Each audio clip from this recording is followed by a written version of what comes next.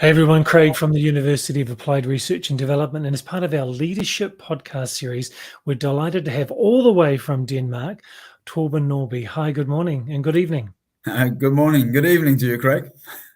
Great to have you here, to have someone who's such a leadership expert and executive coach. Why don't you tell us, how did you come to be interested in leadership in the first place?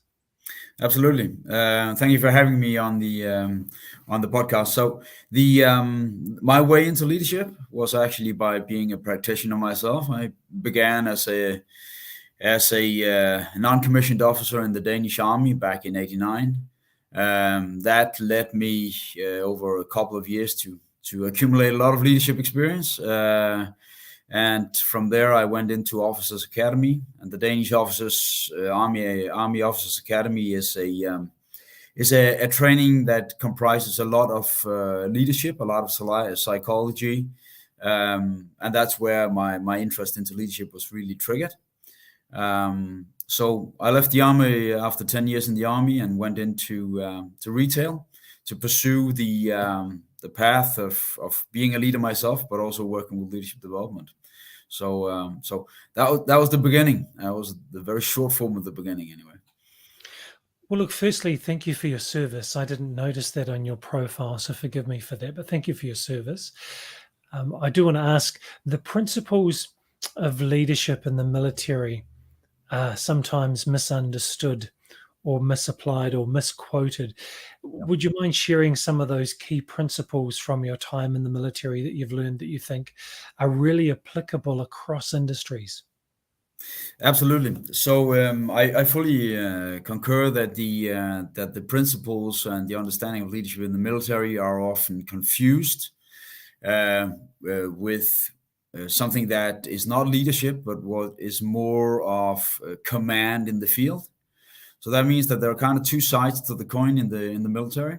There's the leadership side, which is very much about building up the cohesiveness in the teams, building up the understanding of how we collaborate and operate. And then there is the operational command side. And that means that if you do not do your groundwork, if you do not build the team cohesion, build the trust, build the understanding and the joint purpose, you will not have a chance of commanding troops when it comes to combat. So the leadership learnings of the Army are extremely valuable because you're really put to the test. So if you don't do your leadership groundwork, you'll have huge when it gets real. So that means that there are a lot of the leadership principles that are applied in civilian companies, in public sector, that flow out of the military, and especially in the military tradition in the Nordic countries of Scandinavia. It's more of a what should I say, involving a shared leadership approach than it is in some other armies. So in very many of the Nordic countries, there is a long tradition for having a rather inclusive consultative approach to leadership also in the army, meaning that you get very capable forces that are able to act independently and are not relying on the chain of command, but are very much guided by, well, I don't know what it's called in English, but you can either be very directive in your leadership on the actions and the efforts, what you want people to do, or you can be very objective oriented. So the leadership approach in the Nordic countries is very objective oriented, leaving the way of solving it, the operational decisions to the very frontline leaders, and that has translated into civilian leadership. There's a lot of attention to shared leadership in business life now, and a lot of that shared leadership, which is about understanding how you empower people and make that empowerment lift the performance in the front line, giving agility, speed of action. A lot of these principles were rooted in the military. I wanted to ask, I was reading David Fivecoat's great book, Grow Your Grit. colonel from the US military, and he talks about the leader's intent and growing that understanding of the leader's intent. How important do you consider that to be in not just in the military, but in commercial organizations? So there is a clear finding that a lot of the younger generations are ascribing more value to purpose, are ascribing more value to meaning of the work that they do. And that means that what we used to talk about as purpose and vision has grown immensely more important. So understanding the leader's intent or the purpose of the organization allows highly capable employees to take in the empowerment and act out of an understanding of the intent, and that releases a lot of potential in the organization. So no matter what kind of an organization you are, you need to really consider how to leverage purpose as part of your leadership. So leader intent, the vision, the purpose, all comes together. And in the doctoral research I've done on leadership context, one important part of the leadership context is the purpose culture. So the purpose culture is centered around our understanding of why we exist and what we're out to do, what good we do to society. Some companies are granted with a core purpose that does a lot of good for society, in the wind industry, for example. Whereas other companies have to work with we could call it add-on purposes that ascribe meaning to the employees because their core operation doesn't yield that much of a sense of meaning and a sense of belonging as if you've got a clear core purpose like save the world or add to the green energy. So if you're an oil company, you need to work with your add-on purposes in order to leverage that meaning, which allows you to be more intent-based in your leadership than directive. Yeah, that's great. Congratulations on completing your DBA, your doctorate. Thanks. Tell us more about your findings from your research. Yeah. So thank you. The whole offset for my doctoral journey was actually not to do a doctorate. That was to solve a problem, and the problem, so to say, is that leadership is contextual. So as consultants, when we meet different organizations, we need to find out which range of leadership, which approach to leadership is best fitted for the purpose in this context. And understanding that context, deciphering that, and translating that into the right leadership choices is a key task for consultants in order to hit the market. So that, long story short, led to me doing the DBA and doing a global leadership context study involving more than 125 leadership experts across the globe in order to find out which are the factors at play in the leadership context and how do they influence leadership. So in essence, you can say that there are 5 layers of leadership context that I need to take into account. In these 5 layers of leadership context, some of the factors that are in there come together to kind of form the core of the context that I need to meet. And these factors, when I understand them, I can understand them based on their hindering or helping effects to leadership and work performance. And I can understand them from their guiding effects on leadership. So the intent you talked about before, there are basically 4 different intentions. So I can translate a company strategy into 4 different intentions, and understanding the mix of those intentions as a leader forms the basis for me to lead from the company's intentions rather than from leading from the request from my employees and from the surroundings. So I need to understand the intentions and the demands from the surroundings, the demands from my people, in order to make that come together. So I align the context, I shape the context to best support for performance.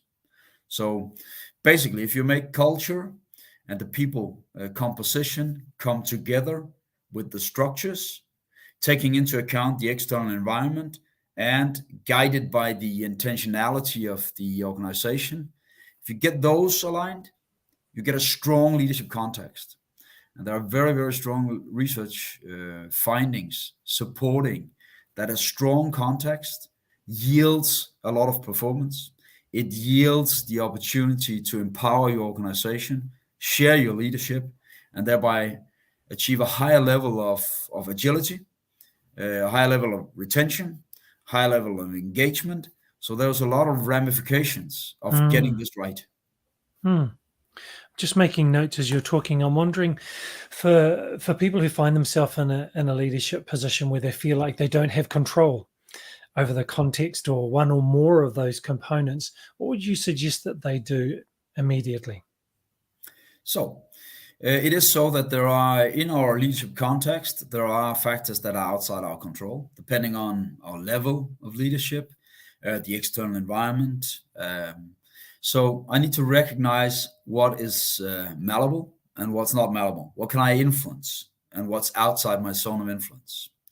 For the components that are within my zone of influence, I need to go into the key feature that I found the core of contextual effective leadership, and that is to interpret the demands and take that interpretation into a joint interpretation with the people that are going to create the results.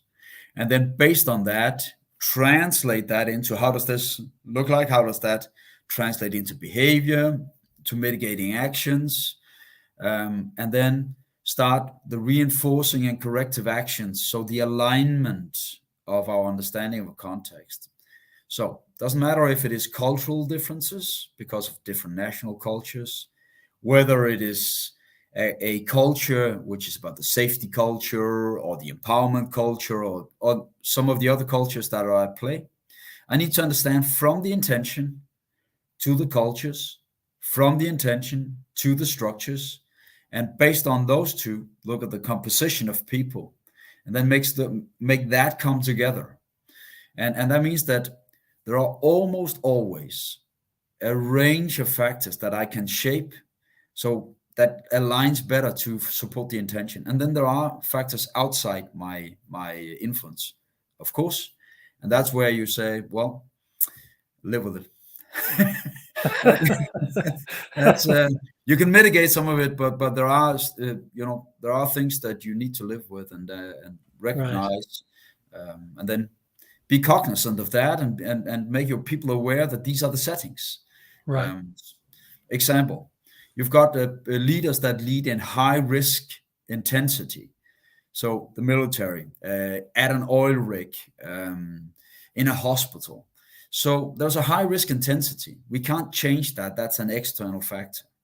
But what we can do is that we can build a range of mitigating actions. We can build our contingent approach to the different variations because it's a pattern. It's a patterned environment.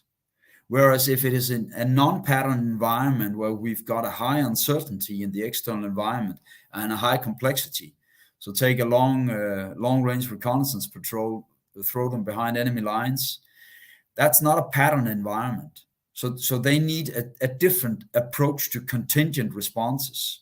That's why they exercise their contingent responses so much. So they're taking elements they know and combining them to be fast and agile in their contingent responses. So what I can do as a leader is that if I understand the context, I can do a lot to build up the agility and the capacity to respond. In some instances, I can centralize decisions to make sure that we've got access to the expert power that makes fast decisions, qualified decisions. In other instances, I empower the front line to make them make the decisions close to the information. That might incur that I consider what's the expertise level in the front line, how to ramp that up. I might offset that with standard operating procedures that are robust. So right. Understanding these components and how they vary compared to each other can make you can shape the leadership context, and there's a lot of effect in it, and there's a lot of research supporting it. I'm looking forward to your book coming out. I'm making notes as you're talking. Give us an example of, obviously without naming names, but give us an example of an organization you've worked with and done this development. Yeah. So I'm working with an organization right now. They are advising on engineering solutions all over the world. And they've got a highly distributed organization with a lot of different expertise areas. Their leaders are leading employees that are participating in multiple projects. So that means that they are widely distributed. And that means that if the leader does not recognize this leadership context, which is a highly open system, highly influenced by the customers in very many different projects, it's highly decentralized, and we've got a very high expertise in different areas that needs to collaborate. That means that they need to invest a lot in the shared leadership approach. They need to understand how they form structures and processes that ensure that you can follow the engagement, even though you've got distributed employees. You need to make sure that you've got the right learning culture so that the people in the projects take responsibility for teaching, learning, and building up that best practice. Then you need processes that are actually rather structured for documenting and disseminating the learning from the different projects, because you can't rely on people carrying it from project to project. So you've got this combination of highly empowered, high ownership, high freedom to act, and at the same time, a very highly aligned approach to documenting quality, documenting learning, disseminating learning. So these are understanding that leadership context allows the leaders to understand, how do I exercise shared leadership by mobilizing my peers, by entering into commitments with the experienced employees, and how do I make that carrying wave of empowered action take part of the leadership, producing direction, alignment, and commitment throughout the different projects. So this is an example of, if you do not understand the leadership context, you would assume a more traditional consultative leadership approach, but that would entail that the leader could have that necessary frequency with the individual employees, and they can't, because they're shifting in and out of projects. Right. So you need to build the shared leadership approach. Culture would be even more important in that type of environment, wouldn't it? Yeah, it is absolutely important. And what's interesting about culture is that it's, per se, we don't have one culture. We've got a range of subcultures that are all related to a certain purpose in the organization. So Right. you've got an empowerment culture, you've got a safety culture, you've got a learning culture, you've got a diligence and discipline culture. And identifying which components in the culture are really the key performance and engagement drivers allows you to work with this. And the way you develop culture is that you, on one side, you support it with processes and documented codes of conduct, be that policies, principles, or values that you adhere to. You go into the interpretation with the people that are going to live it, and then you role model it. And you do that by, of course, as a leader, role model, but also finding the good examples, pulling them out, taking that best practice, and then reiterating and reinforcing that. So people will internalize it, but you do that out of a very deliberate leadership intervention. So you go, the demands, we want more diligence and discipline in this area with disseminating knowledge. How do we do that? We go into that dialogue, we make commitments, we follow up on that, we role model it, we motivate compliance, we motivate, so we go from compliance to commitment-based culture, and then it starts living. Wow. So influencing culture, it's a misconception that you talk about, we have a company culture. We've got an overriding company culture, I fully agree. But when you want to find out how to drive performance and engagement, you need to pinpoint the subcultures. Because you're not going to change culture by talking about the big hat. So that's really great, Torben. That's definitely a new learning for me and a new perspective for me from from what you've just been sharing. Just to wrap up, for someone who is maybe a middle manager and wants to prepare themselves for the C-suite or executive leadership, what would be some things that you would say to them to prepare themselves over the next 6 to 12 months? So the transition in the, what should I say, leading business or leading functions, there are some important learnings in regards to your focus. One very important focus area is the short-termism versus the long-termism. So this is about understanding the rhythm and the cycle of the horizon that you need in order to prepare and take the right decisions and be on the forefront of the necessary choices. So you can say that as you grow up and get closer to general management, the discipline of backcasting, which is going, looking ahead 1 year and then backcasting, saying what are the steps that are going to bring us there, becomes more and more important. Whereas when we grow up from the bottom of the organization, it's very often more what's on the pathway that we need to kind of clear the path, pave the way in order for us to kind of get the performance. So we change from paving the way. It's still important when we grow up as leaders, but when we get to the next level and we're going into the C-suite, it becomes an obligation to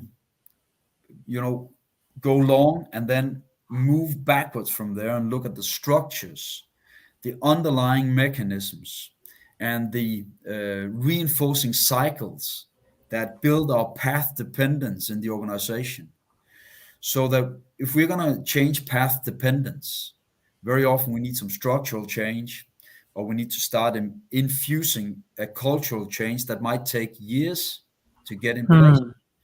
So if you're going to shift, for example, from high efficiency towards more innovation, you need to start working with the culture in due time in order not to end up being path dependent and trying to lay down innovation practices into an efficiency culture that will kill it immediately. They will simply ask for business cases rather than investments up front. So it's a big theme. It's a very interesting theme, but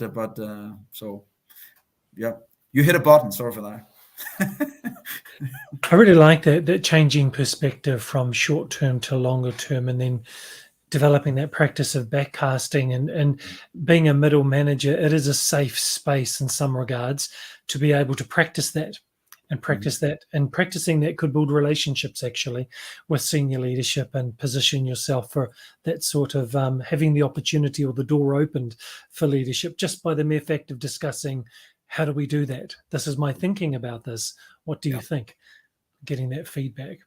I fully agree. Yeah. Torben, thank you so much. When I said about I'm waiting for your book, you nodded. Does that mean you're actually writing a book? That means that I am actually writing a book. So the findings from the studies on leadership context will eventually end up in a book. I do have a bit of consulting work to do also, but the plan is I am writing on the book. So the plan is sometime next year, I'll be ready to launch the book, and hopefully it can aid to the understanding of saying, how do I get all these components under control so I can kind of align and shape the leadership context?